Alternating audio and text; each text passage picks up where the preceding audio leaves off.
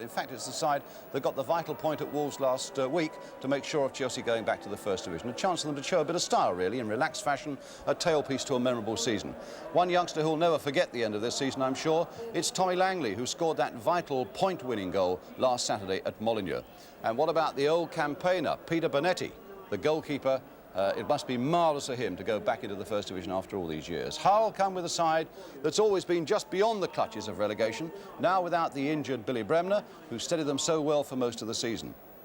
Big problem all along has been a lack of convincing firepower, but in other ways they seem a well-organised side, and manager John Kay has settled on a youngster, young Rob MacDonald here, an 18-year-old Scot now playing only his third game. The referee today, Reg Robinson, he comes from Norwich, he refereed the West Ham Derby game last week. And the crowd, look at it, astonishing, 43,000.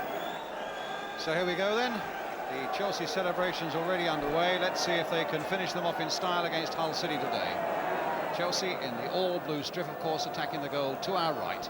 Hull in all white. At this moment lying 14th in the table, so no fears whatsoever in being at the wrong end of the table. Astonishingly large crowd here for a match with really nothing vital hanging on it. But plenty here who just want to join in those Chelsea celebrations. Steve Wicks, the number 5. The number 10 is Rob MacDonald.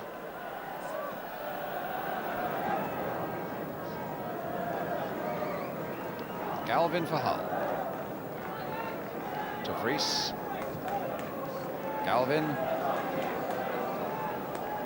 He's got himself into a shooting position here, and it called for a good save from Bonetti. Galvin worked his way into a good position for that right foot shot, hit it well, and the fists of Bonetti did the rest.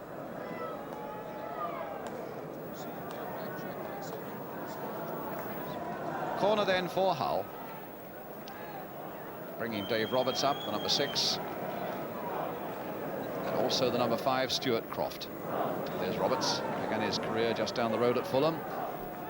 Long cross, in fact it might reach Roberts, but another fair-haired fellow was just that little bit bigger, Steve Wicks. Crossed in again by Lord, Bonetti's catch.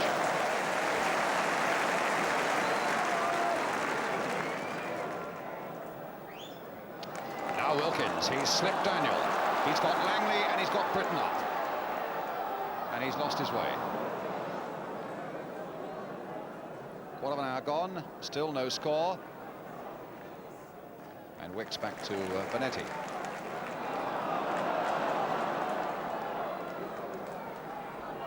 Indeed, you're tempted to say that most of the excitement came before the kickoff. Certainly so far as the first quarter of an hour is concerned. Cook, now to Locke. Now for Langley, this looks better for Chelsea. Wilkins on the far, rather, Britton on the far side. Good running by Langley, and touched in! Steve Finiston. Wayland, no chance at all, exposed cruelly by his defence.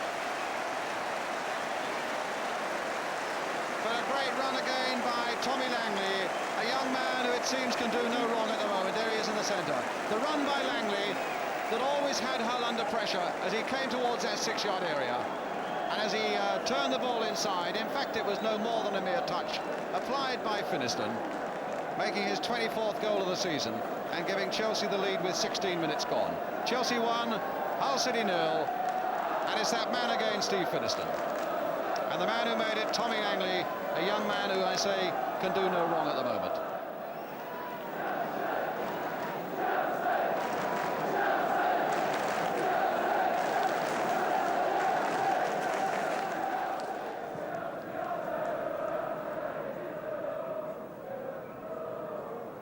Wilkins for Chelsea. Outside of the boot, and what about that for a pass to Langley?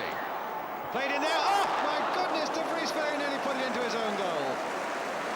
What a brilliant and exciting piece of football that was. Here's the corner, taken by Britton. Wicks is right up there, gets the header in, goal kick.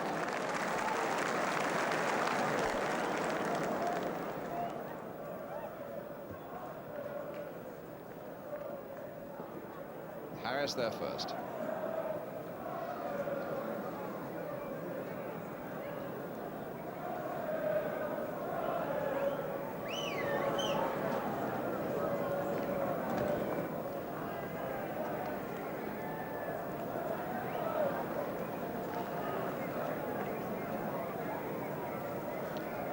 Sunley slipped Harris.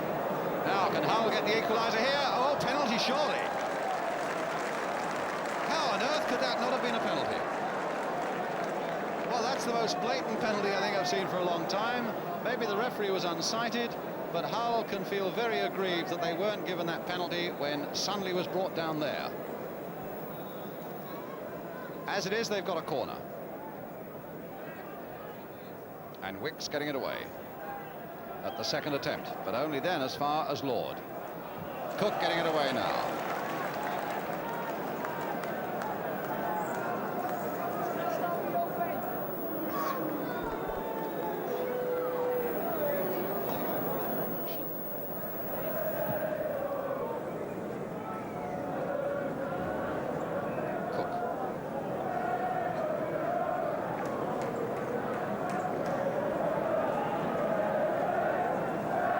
This summer for the Los Angeles Aztecs. Broken arm in training last season for them. It certainly has better luck this time, Charlie Cook. Here he is again, Cook. A nice little touch for Britain this time. Lock. Back for Cook again. That's a lovely ball there, played towards Finiston. That was a beautiful cross there by Charlie Cook. Always curling into the position that Finiston wanted, and he got there just a fraction before the Hull defender, but the Hull defender did enough to force Finiston to put it wide. Wicks with the header.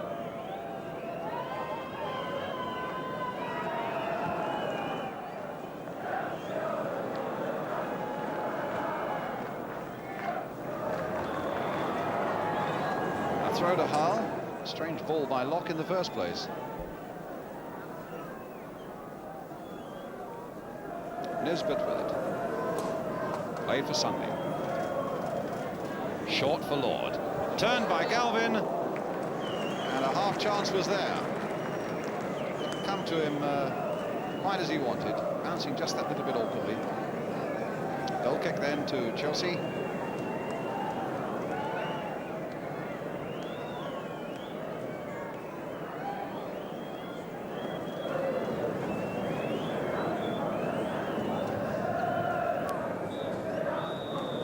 There goes the whistle then for half-time.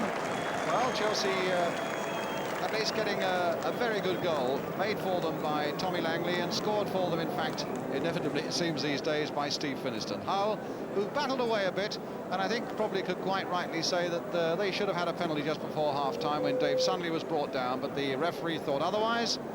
Well, that's the half-time situation. Still a good deal to come on the big match this afternoon, of course. A half-time score at Stamford Bridge. Chelsea 1, Hull City 0. We'll be right back with that second half. Welcome back to Stamford Bridge. Chelsea leading by a goal to 0 in this second division game against Hull City. Hull in the white strip now, attacking the goal to our right. In fact, they've only scored one goal, Hull City, in 11 visits to Stamford Bridge. And the first of those visits was in 1905, September the 11th, the first game ever that Chelsea played at Stamford Bridge. The result that day, in fact, was 5-1, the day that Hull scored their only goal here.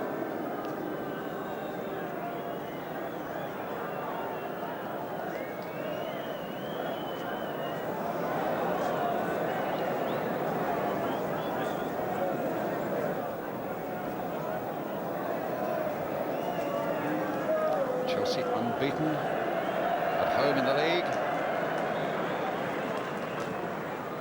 A free kick taken by Dave Roberts. Here's Galvin. Hull, in fact, have only had one win away in the second division this season. They don't travel awfully well. That was away down in Plymouth about a month ago. Free kick now to Chelsea.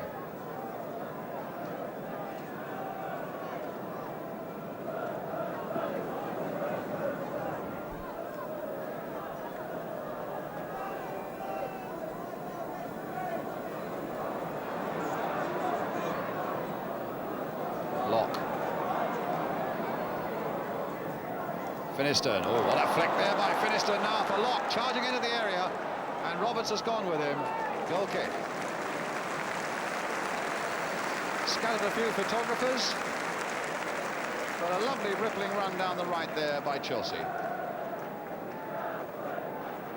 A little back heel by Finiston being the thing that made it.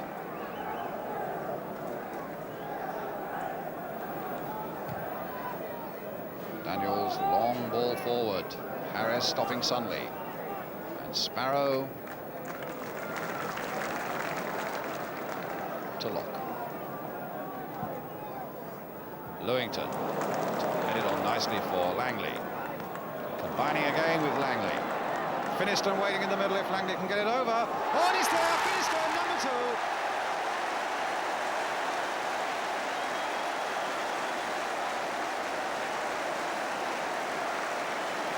Well, it's the old combination again. Finiston and Langley. Here's Langley. And here's Finiston. As that move went roaring down the right, with Finiston making a great run into that Hull City penalty area. A low cross eluding the Hull defenders, but not Finiston. Almost a reaction there as he knocked it in. Chelsea 2, Hull City 0. And that brings him now to 25. And again, the man who made it, Tommy Langley.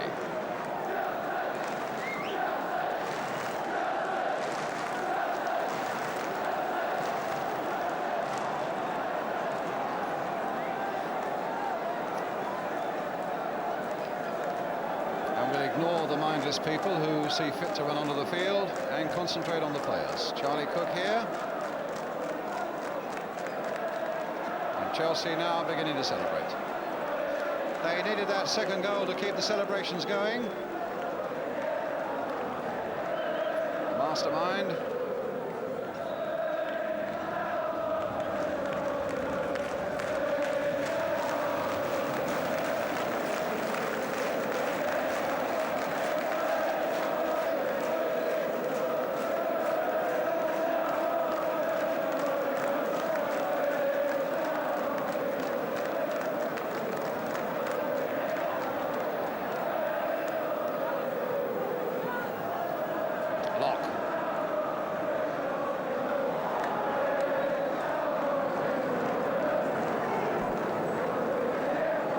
So the shed is resounding to the noise that greets that second goal.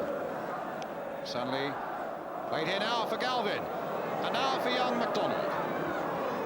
Crossed again there for Haig. Can he get it in? No, he can't. Croft's shot is going to hit it, and Benetti down as both Haig and Galvin were in on him. Should there have been the slightest mistake, a smile all round, which is nice to see. And Hull with more than a half chance there, really.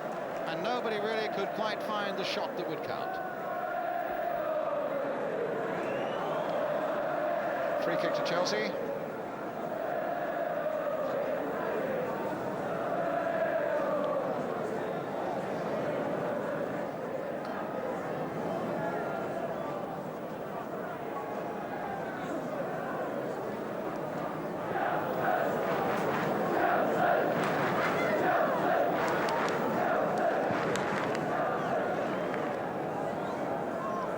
Jump by Roberts. Nisbet playing it forward, hopefully, but Sparrow is there. Now he's got a chase to get it again. Nisbet did well there, found Sunley, and Sunley's pass wasn't quite good enough, but he's got another chance, and this time he's found Nisbet. And nobody there to take that useful-looking ball as it came into the Chelsea penalty area. Britain. 20 minutes to go. Wilkins forward now for Langley again. What a pass again it is by... oh, my goodness!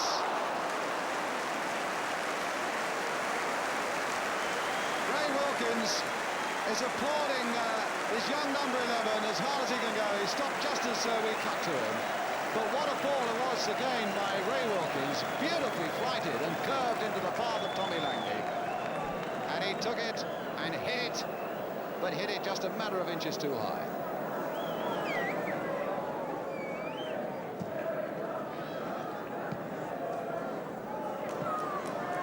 Tommy Langley's been quite a revelation in these last three or four matches. And it took a lot of courage, I would have thought, by manager Eddie McCready to drop the likes of Ken Swain and Gary Stanley and bring in young Tommy Langley and Charlie Cook to steady up the boat as the crisis began to develop, and it certainly worked. And here's Cook. What a job he's done in this last month.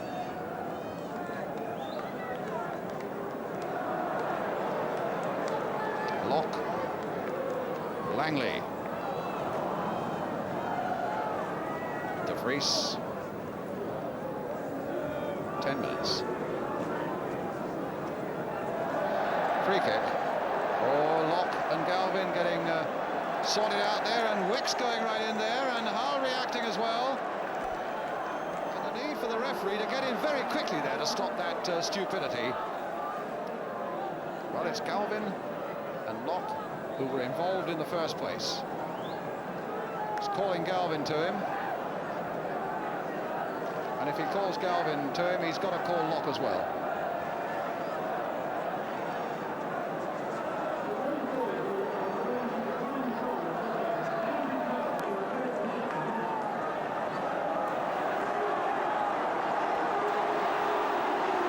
And there are some young idiots on the ground being booed by the more responsible fans. And if this goes on, there's going to be a real danger that this game is going to be held up for quite some considerable time. In fact, the Hull players are already going off the field, and referee Reg Robinson is calling the players off the field. And the rest of the Chelsea fans are shouting off, off, off. They've got a bit of sense, even if the people you can see on the pitch have not.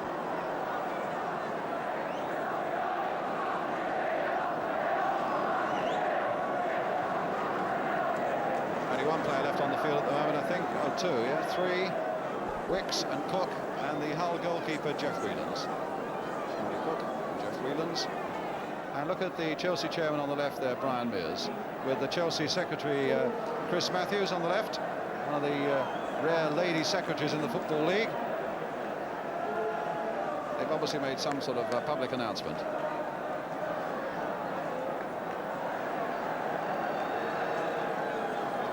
Players are out again, with, on my watch, about 8 minutes to go. And some horses, in fact, coming round behind in front of the shed. The mounted police adding their strength to this situation. Well, where did it all start? Oh, it starts with a free kick. There was a free kick from that incident involving Locke and Galvin. And Roger De Vries with it, curling it in towards Haig. Roberts right in there, Wicks getting it away.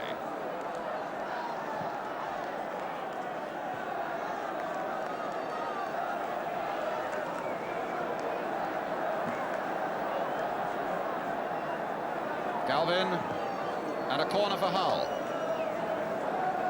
And just look at those spectators behind that goal. The police are going to have quite a job containing them. There's a wire fence around there, but I just wonder how long that's going to survive. Corner taken. Galvin. Lord with the backward header. Harris thumping it away. Langley. Britton.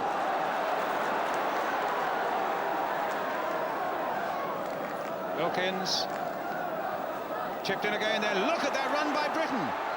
Oh, a brilliant goal. And they're on again. But that again was Ray Wilkins. A brilliant ball played by him. Ian Britton running onto it, checked himself for just a moment, and then played it under Whelans into the net for Chelsea's third goal.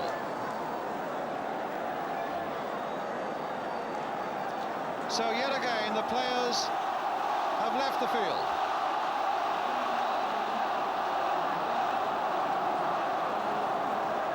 And Eddie McCready, the Chelsea manager in the centre there, you can see with the dark glasses. The referee, Reg Robinson, as well. Well, it's a classic case of gate crashers spoiling a party. And now Eddie McCready telling the shed to stay quiet.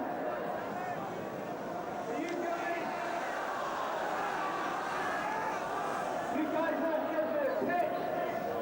If there is a favour, don't spoil the season for the players of both teams.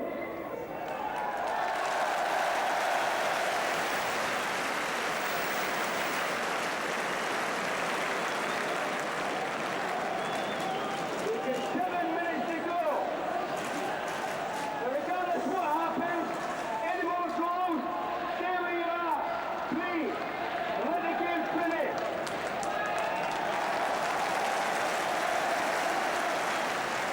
Langley spelling out one or two things to the crowd there.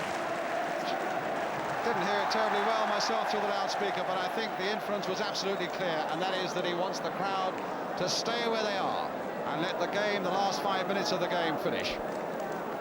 So Eddie McCready has done his bit, and now we're going to go back to the action.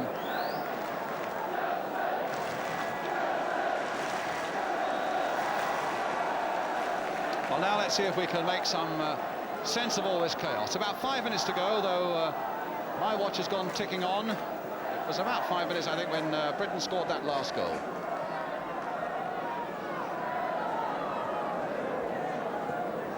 Lord turning it in, Lewington nodding it away.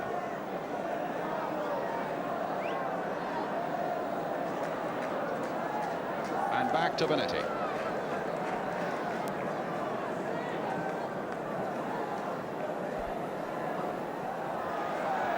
Langley for Chelsea.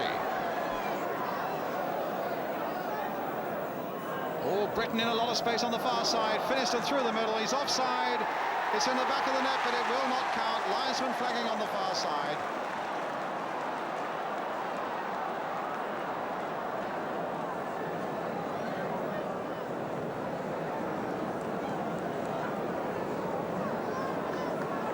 Croft with the free kick.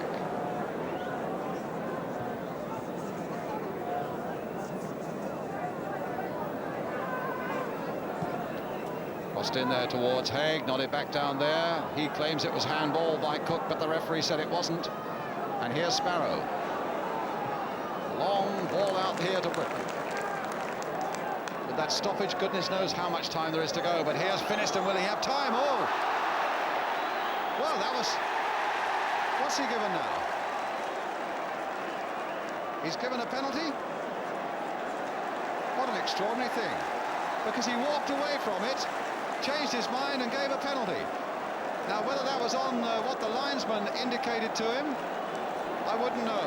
A clash there with Finiston. Down went the Chelsea number 9. And Steve Finiston might well be given the chance from this penalty spot to score a hat-trick. Well, nothing much has gone Hull's way today. They should certainly have had a penalty there in the first half. Now they've conceded one here in the second half. Now, is it going to be a hat-trick for Steve Finiston? Jeff Whelan's not yet on his goal line, but now he is. And Finiston one kick away from a hat-trick. And he's got it! This remarkable man keeps going in a remarkable season when he brings his total to 26 and completes the last game of the season for Chelsea in the last minutes of it with a hat-trick from the penalty spot. Hit powerfully, giving Whelans no chance. Chelsea 4, Hull 0, and that really is the way to celebrate. A hat-trick as you go up into the First Division.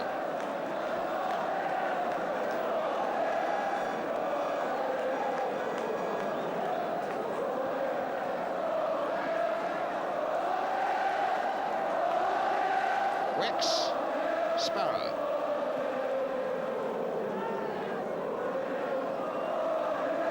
And Wicks back to keeper Benetti.